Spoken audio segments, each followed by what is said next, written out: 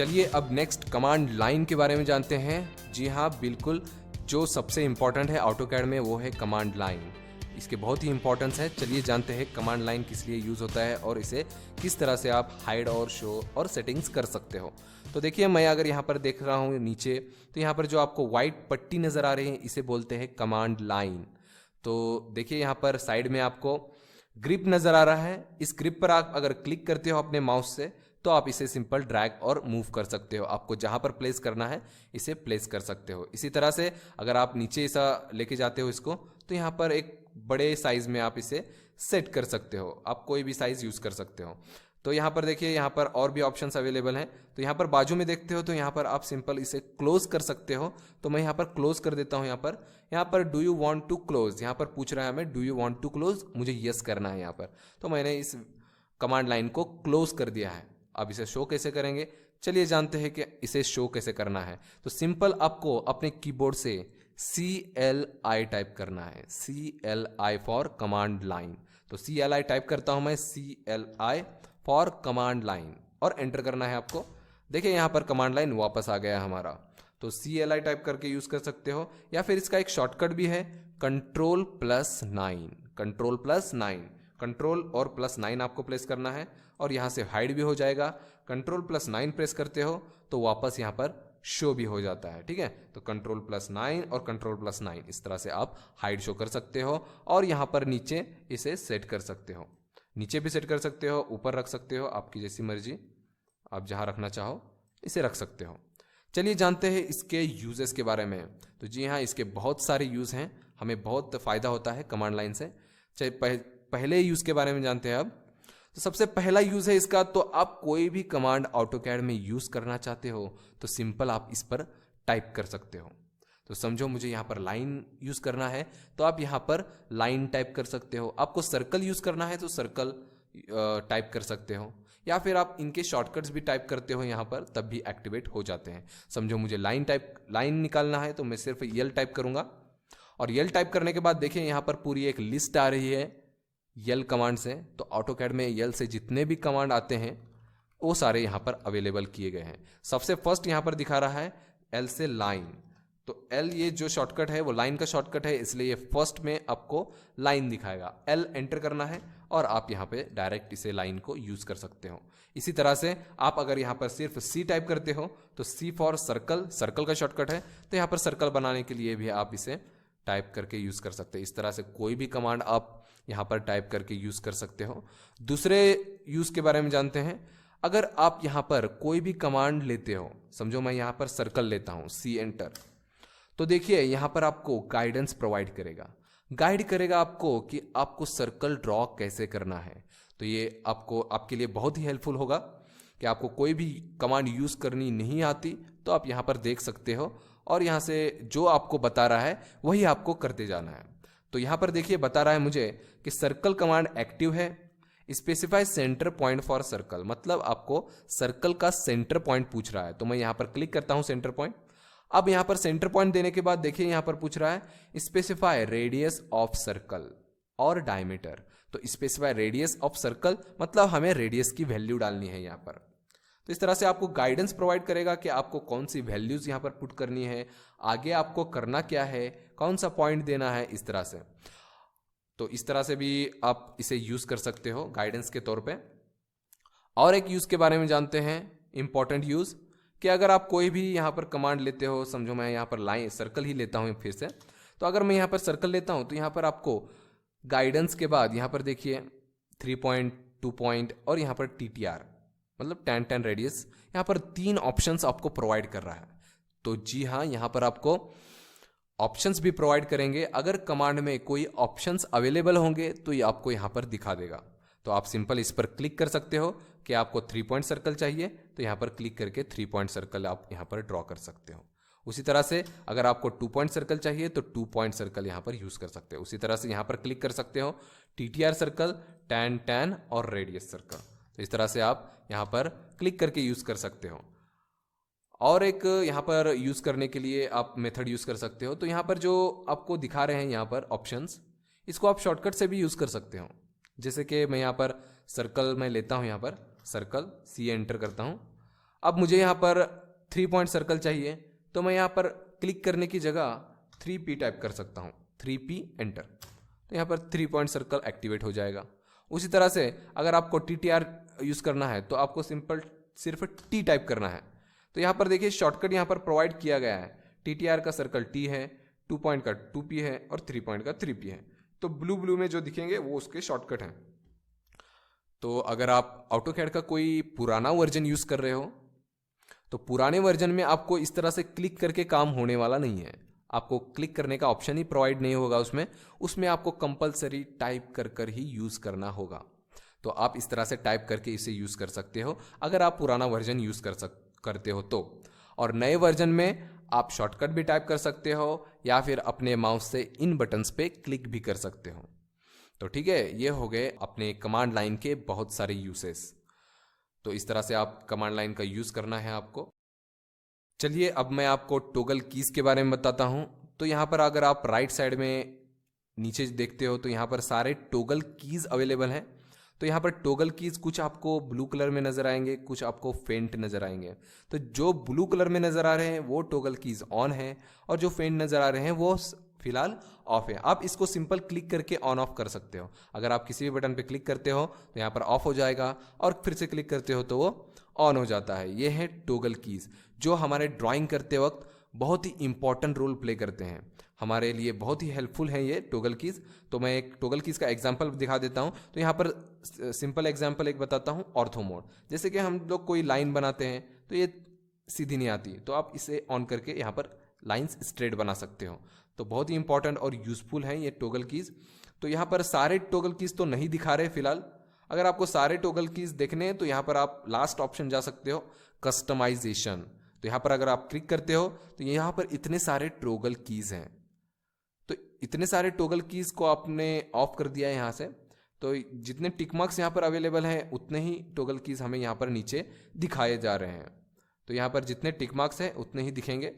अगर आप किसी को टिक मार्क निकाल देते हो क्लिक करके तो यहाँ से वो हाइड हो जाता है। ठीक है, तो यहाँ पर वर्क स्पेस स्विचिंग ये भी हाइड हो सकता है।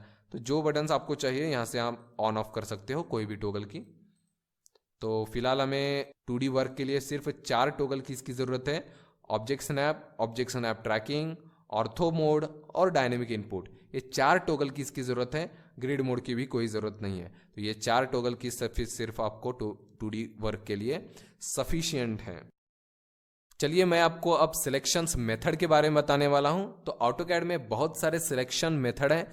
सिलेक्शन मेथड का मतलब है आपको कोई भी ऑब्जेक्ट अगर सिलेक्ट करना है, उसे डिलीट करना है या फिर आपको सिलेक्ट करके उसे कॉपी करना है, कट करना है, मूव करना है, तो इसके लिए आप सिलेक्शन मेथड का यूज़ कर सकते हो। ट्रिम के लिए भी आप सिलेक्शन मेथड यूज़ कर सकते हो। तो चलिए जानते हैं सिलेक्शन मेथड के बारे में। तो देखिए मैंने यहाँ पर कुछ ऑब्जेक्ट्स बनाए हैं AutoCAD में। तो हम इन पर अपने सिलेक्शन मेथड को अप्लाई करके देखते हैं कि सिलेक्शन मेथड किस तरह से यूज़ होता है। तो सबसे पहला और सिंपल सिलेक्शन मेथड देखते हैं।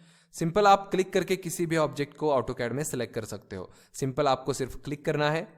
मल्टीपल सिलेक्शन के लिए आपको कोई भी बटन प्रेस नहीं करना है, आपको सिर्फ क्लिक कर सकते हो और ये मल्टीपल सिलेक्शन ऑटोमेटिकली हो जाते हैं। तो इस तरह से आप सिंपली क्लिक करके यूज़ कर सकते हो अपने सिलेक्शन मेथड को। दूसरी मेथड है कि आप सिलेक्शन विंडो का यूज़ कर सकते हो। सिलेक्शन विंडो का मतलब क्या है, तो देखिए मैं यहाँ पर कॉर्नर पे क्लिक करता हूँ। क्लिक करने के बाद देखिए ये जो रेक्टेंगल ड्रॉ हो रहा है इसे बोलते हैं सिलेक्शन विंडो। तो देखिए मैं इन सारे सर्कल्स और लाइंस को सिलेक्ट कर सकता हूँ इस सिलेक्शन विंडो से। तो जनरली यहाँ पर 2 टाइप के सिलेक्शन विंडो होते हैं। तो 2 टाइप के सिलेक्शन विंडो कौन कौन से देखते हैं। अगर मैं यहाँ से लेफ्ट टू राइट जाता हूँ तो ये ब्लू कलर का सिलेक्शन विंडो है। अगर मैं राइट से लेफ्ट की तरफ जाता हूं तो ये है ग्रीन कलर का सिलेक्शन विंडो। तो यहां पर कलर अलग आ रहा है, मतलब कुछ ना कुछ डिफरेंस है। तो दोनों में डिफरेंस है। तो क्या डिफरेंस है चलिए जानते हैं। तो डिफरेंस ये है कि अगर हम लोग राइट टू लेफ्ट जाते हैं तो यहां पर ग्रीन विंडो आपको दिखाएगा और इसे कहते हैं क्रॉसिंग विंडो। क्रॉसिंग विंडो का मतलब क्या है, अगर आप किसी भी ऑब्जेक्ट को क्रॉस करते हो, इस विंडो में क्रॉस करते हो या फिर सिर्फ टच करते हो तो ये वो ऑब्जेक्ट को सिलेक्ट कर देगा। तो मैंने देखिए सिर्फ इस सर्कल को टच किया था, ये जो सिलेक्ट हो चुका है।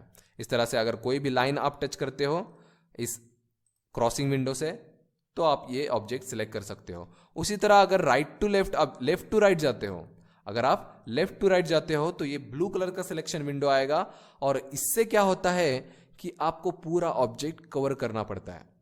कवर करने का मतलब क्या है कि समझो अगर आपको इस रेक्टेंगल को सिलेक्ट करना है तो आपको लेफ्ट टू राइट पूरी तरह से आप इसको कवर करना पड़ेगा, उसी के बाद ही ये सिलेक्ट होगा। अगर आप इसे इस विंडो से सिलेक्ट करना चाहोगे तो ये नहीं होगा क्रॉस करके। तो ये राइट टू लेफ्ट और लेफ्ट टू राइट दोनों में फ़र्क है।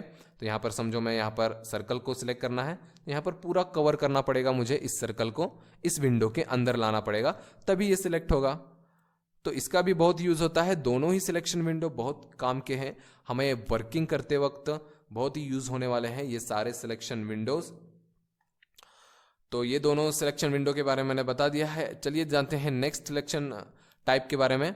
अब देखिए, मुझे समझिए यहाँ पर सारे सर्कल सिलेक्ट करने हैं, हमारे इस ड्राइंग में सारे सर्कल्स मुझे सिलेक्ट करने हैं। तो कैसे करेंगे?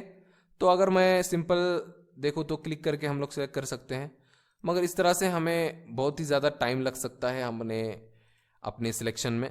तो इस तरह से नहीं करना है इसको। तो कैसे करेंगे? तो सिंपल आपको एक ऑब्जेक्ट सिलेक्ट करना है, सर्कल। तो एक ऑब्जेक्ट सिर्फ सिलेक्ट कीजिए, राइट क्लिक करना है अपने माउस से राइट क्लिक कीजिए। उसके बाद देखिए यहाँ पर एक ऑप्शन है सिलेक्ट सिमिलर। सिलेक्ट सिमिलर पे आपको क्लिक करना है। तो सिलेक्ट सिमिलर पे क्लिक करने पर क्या होगा कि वो सेम ऑब्जेक्ट को सिलेक्ट कर लेगा। मतलब आपने अगर सर्कल सिलेक्ट किया है तो आपके ड्राइंग में जितने भी सर्कल होंगे वो सारे सिलेक्ट हो जाएंगे। यहाँ पर मैं क्लिक करता हूँ सिलेक्ट सिमिलर पे, देखिए मैंने यहाँ पर सारे सर्कल सिलेक्ट कर लिए हैं। मूव करके दिखाता हूँ आपको, देखिए सारे सर्कल्स बाहर आ गए हैं, इसका मतलब है सारे सर्कल सिलेक्ट हो चुके हैं। नेक्स्ट, अगर मुझे सारे पॉइंट्स यहाँ पर सिलेक्ट करने हैं तो पॉइंट्स को सिलेक्ट करने के लिए मैं एक पॉइंट को सिलेक्ट करूंगा, राइट क्लिक करूंगा, सिलेक्ट सिमिलर, और यहाँ पर मूव कर सकता हूँ इसे मैं।